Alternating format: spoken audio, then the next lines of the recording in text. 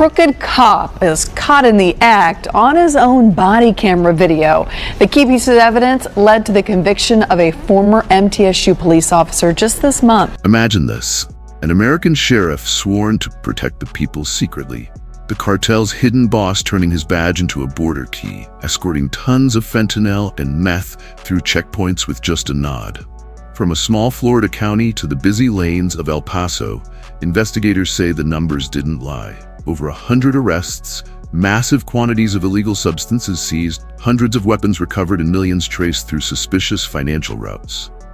All hidden behind a uniform the public believed in. So the question becomes, has corruption truly been removed, or simply learned to disguise itself better? If you're ready to see how investigators unraveled the case, keep watching. At 7:42 a.m., the usual quiet inside the sheriff's office broke as federal agents stepped in, calm, direct, and by the book. Their focus, Sheriff Daniel R. Calderon. No drama, no resistance, just a straightforward federal action unfolding in real time. But what came next surprised even seasoned investigators. Inside Calderon's private workspace, behind commendations, locked drawers, and ordinary office clutter, agents discovered packages and cash bundles that raised immediate red flags, according to official case filings. Over the next 2 years, federal teams documented patterns they believed showed how money moved through back rooms, late-night meetings, and unreported channels. According to prosecutors, Calderon wasn't just accepting favors, he was compromising the very position meant to safeguard the county. This wasn't, as investigators described it, the fall of one official. It was the blueprint of a larger network slowly being uncovered. And if you're ready for the rest, the deeper the investigation went, the more it revealed about systemic corruption stretching across multiple departments, multiple counties, and more than anyone first expected. They were witnessing the total collapse of a man. Inside his office, where citizens came seeking justice, agents found fentanyl dust scattered across the desk, a rolled tube hidden behind a card rack, and a half-crushed pill bottle buried under incident reports he had signed. He was using the very poison he swore to destroy. What began as favors metastasized into addiction, dependency, and allegiance. Calderon didn't just open the door to the cartel, he joined them. The uniform no longer distinguished law from crime, it became camouflage. Standing beside him was his wife, Emily Calderon. To neighbors, she was polite, soft-spoken, and ordinary, but financial records were growered. Inside, the corruption, addiction, and money laundering unforgiving. Her cleaning company, as described in the indictment, showed no contracts, no payroll, no operating costs, yet tens of thousands of dollars moved through it every month. Authorities called it structured and strategic, the hallmark of a laundering pipeline concealed in plain sight. When agents arrived at her door, she reportedly didn't ask why. She already seemed to understand. The wider case didn't stop there. 14 current or former officers and several alleged civilian accomplices were swept into the investigation. According to court records, Calderon was believed to have received between $600,000 and $700,000 in illicit payments over time, organized in a way prosecutors described as systematic and methodical. The badge had become, as investigators put it, a business asset. But even those numbers were only the beginning. The deeper agents went, the more the system appeared compromised. Patrol cars weren't responding to threats. They were allegedly being redirected. Radio calls weren't signaling emergencies. They were being manipulated to clear certain routes. Evidence vehicles, according to charges, were misused in ways that stunned even veteran officials. This wasn't the story of one sheriff. It was the slow decay of an entire structure, exposed layer by layer. The badge no longer represented duty. According to investigators, it had become a doorway, access instead of service. The uniform, once a symbol of reassurance, now functioned as a kind of shield for activities far outside its purpose. In total, 20 individuals were indicted in what officials describe as an alleged conspiracy network stretching across multiple departments. The group included 2 sheriffs, several police officers, and a former state trooper. Federal analysts later reported finding 19,000 forged identification documents, more than 800 unauthorized permits, and over $42 million routed through seemingly legitimate businesses in under 3 years. And while authorities avoided speculation, they emphasized that the impact on communities was unmistakable. Rising addiction, shaken families, neighborhoods losing trust in the very institutions meant to protect them. This wasn't, in their view, a single official gone astray. It looked more like a quiet infiltration, a coordinated effort that expanded slowly and discreetly through parts of law enforcement. As dawn broke and Florida woke up, task forces had already been on the move for hours. From residential streets to industrial hubs, federal teams mobilized in coordinated formations. This wasn't routine enforcement, it was a statewide planned operation that had been months in preparation. At 5:55 a.m. in Ocala, unmarked convoys took position. The command was given, and agents entered a building operating publicly as an internet cafe, but identified in court filings as a front for illegal activity. Screens still glowed, machines still hummed, but the operation quickly came to a halt. Staff froze mid-motion, counting equipment stopped where it stood, and one individual attempting to flee was intercepted by responders. The building was secured in under 2 minutes. Just a few miles away in Lake County, another coordinated action unfolded. One team approached the warehouse loading bay, while another entered through the office wing. Files scattered, electronic devices were collected, and the site was brought under control as investigators moved room to room. Agents documented slot machines, over $280,000 in cash, and encrypted ledgers filled with initials and dates, the kind investigators say belonged to the financial operators behind the Calderon network. But the real surprise came at CMI. What looked like a simple office, according to federal filings, functioned as a central hub for money movement connected to the wider case.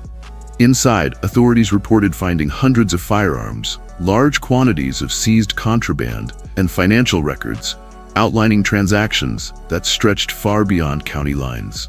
Taped beneath a desk drawer, they uncovered a handwritten list marking sheriffs as safe, unsafe, and hours. This wasn't just a casino front. It resembled a distribution pipeline, one that spanned from storefronts to transporters, from compromised officials to outside contacts. Operation Crosscut revealed a structure larger and more interconnected than anyone initially imagined. It extended across counties, states, and even border entry points. In a single coordinated sweep, federal teams arrested over 120 individuals linked to the operation. Courtrooms filled, detention centers reached capacity, and headlines spread instantly. Residents watched as business owners, public officials, and multiple law enforcement employees were escorted into custody. The message was unmistakable. Corruption isn't always outside the system. Sometimes it hides within it, and now investigators were pulling it into the light. While Florida was still absorbing the fallout, attention shifted west to the nation's front door. Because the network didn't stop in Florida. According to prosecutors, its reach extended all the way to the U.S. and the border, where some of the most concerning allegations began emerging. So the question is, has corruption ended or just changed its appearance? At the El Paso port of entry, federal documents allege that CBP officer Manuel Perez Jr. allowed certain vehicles to pass without full inspection. Not once, but over an extended period of time. These vehicles, prosecutors say, carried undocumented individuals and undisclosed cargo. Simple gestures, subtle cues, and cleared lanes allegedly became the signals. In return, Perez is accused of accepting cash payments. But El Paso was only the start. In California, 2 more CBP officers, Jesse Clark Garcia and Diego Bono, allegedly used emoji codes to indicate when specific lanes were open. A sun emoji meant go now, a thumbs up meant lane clear, and a car icon designated the checkpoint. It was subtle, quiet, and according to investigators, highly coordinated. A system designed not with force, but with familiarity and access. A thumbs up signaled the lane was open. A simple car emoji identified which checkpoint to enter. And what moved through those lanes, according to prosecutors, was deeply alarming. Federal filings report that over 100 pounds of restricted contraband crossed the border during the alleged scheme. quantities large enough to destabilize an entire region.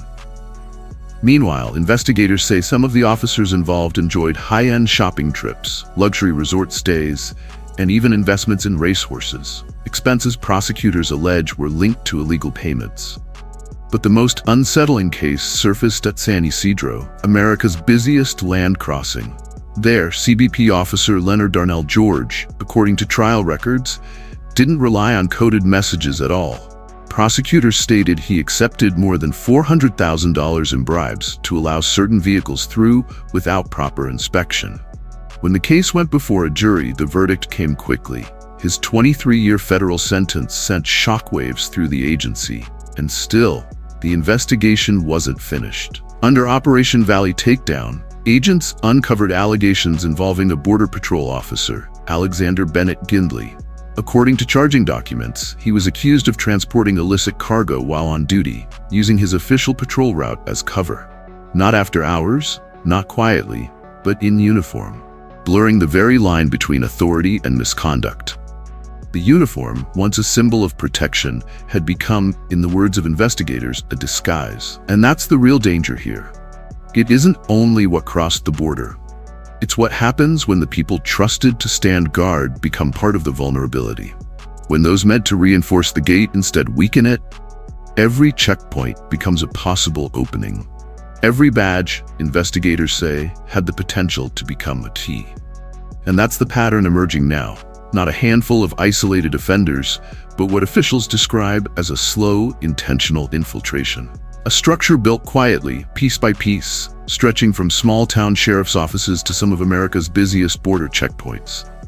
For the first time, one question became impossible to avoid. If the front line is compromised, who is left to protect the nation? When investigators laid the evidence side by side, the picture sharpened. This wasn't a series of individual missteps. It looked, in prosecutors' words, like systemic infiltration. Patient, strategic, woven into daily authority. And with arrests rising and new testimony emerging, the federal government began assembling a case that would span counties, agencies, and multiple court districts. In Florida, prosecutors drafted racketeering indictments that read less like local corruption and more like the outline of a coordinated criminal enterprise. According to case documents, over $600,000 in alleged bribe payments, nearly $1 million in seized assets, and multiple unlicensed gambling operations formed the financial backbone of the network. Agents also noted the discovery of hundreds of firearms and significant quantities of seized contraband, amounts they described as too large for personal use, quantities that would impact neighborhoods, schools, and entire communities. But the money didn't remain in Florida. Federal investigators traced funds across state lines into storefronts, shell companies, and private accounts. And at the border, corruption didn't need force. It relied on familiarity, a routine gesture, an informal signal, a cleared lane.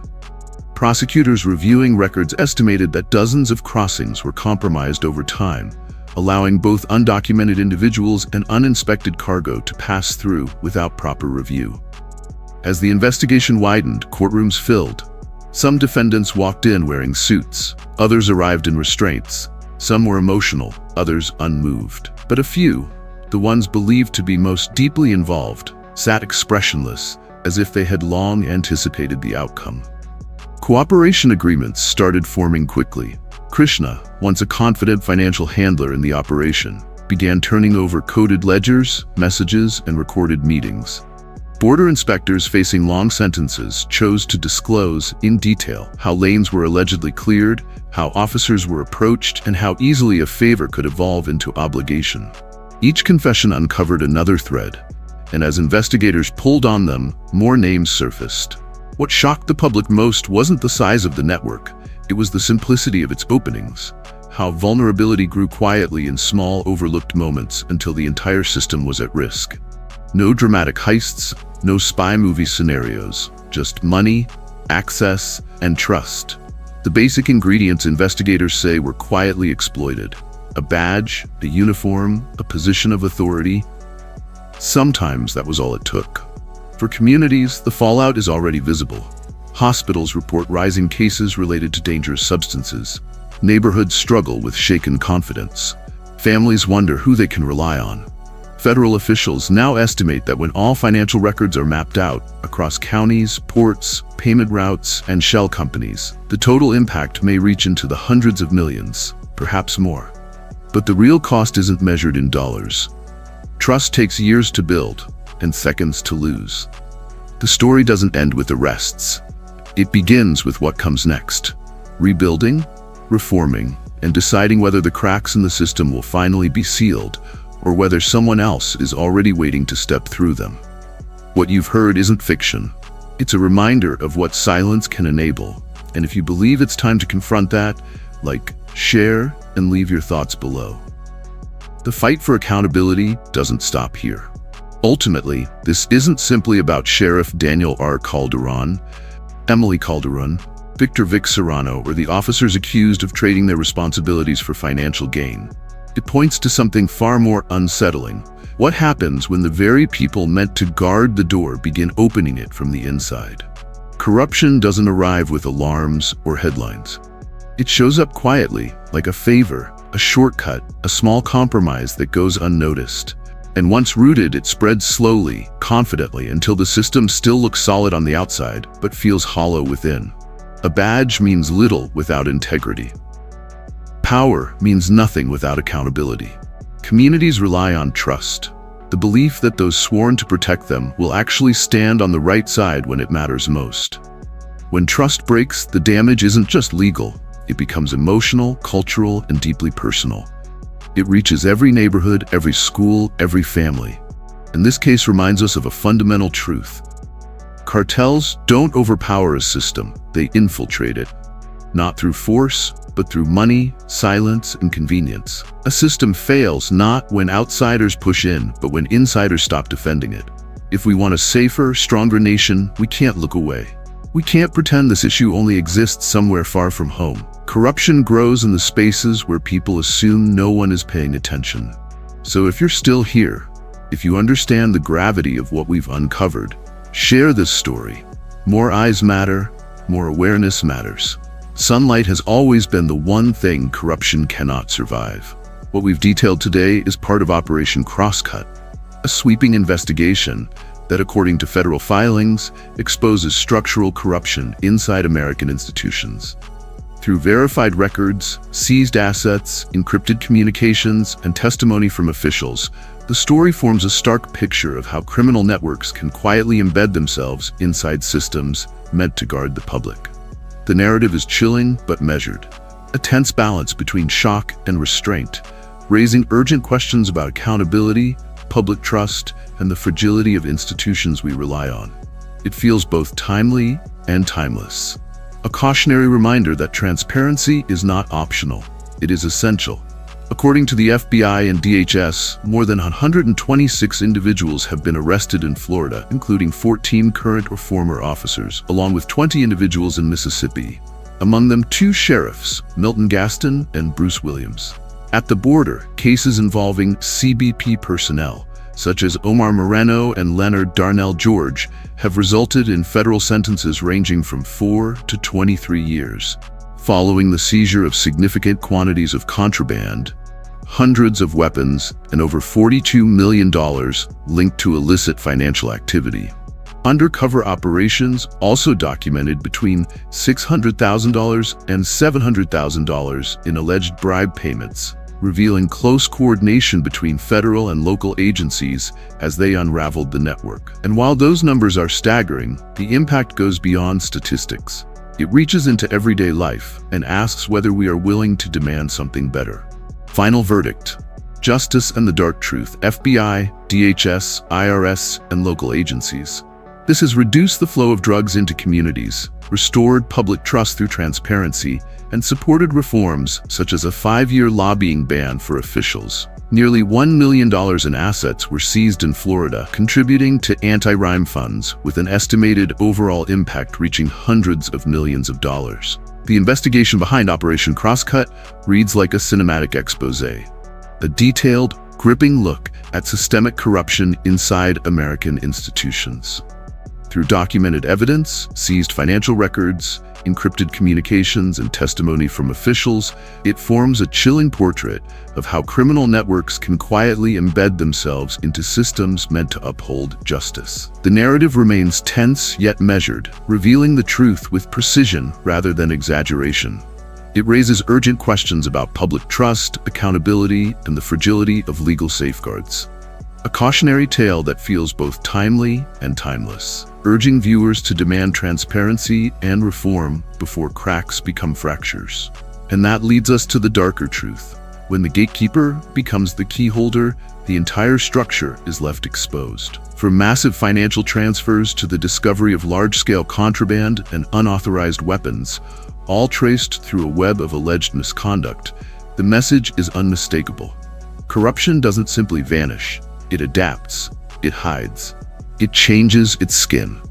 So the real question is, do you believe the system is clean now, or just waiting for the next insider to step in? If you want to see more light shine on stories like this, comment justice below. And if you've witnessed corruption in any form, anywhere, share your experience. Every comment is a spark. Every voice helps bring the truth into the open.